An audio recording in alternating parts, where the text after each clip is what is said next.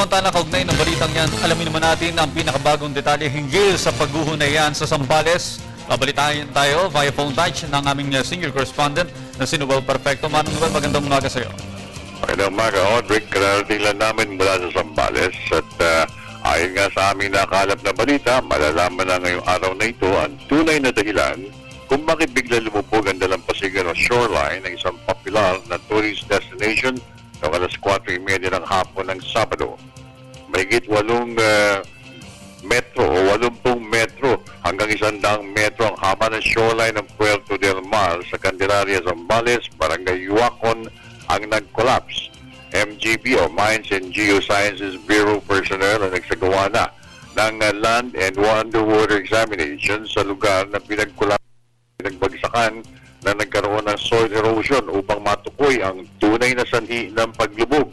Bagamat walang tinutukoy na napapalitang sinkhole, sinabi ni Governor Hermogenes Evdani Jr.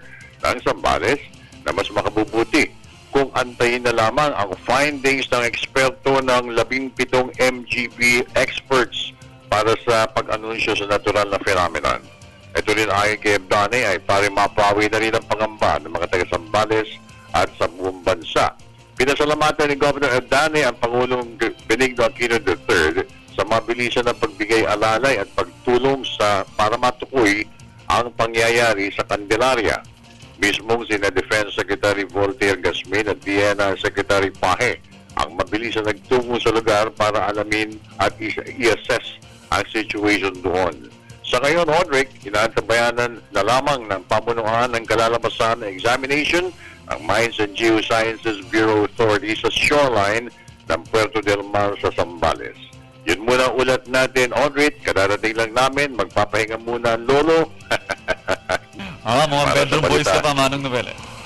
Okay, maraming salamat, Audrey. Okay, maraming salamat. Ang aming senior correspondent na si Noel Perfecto.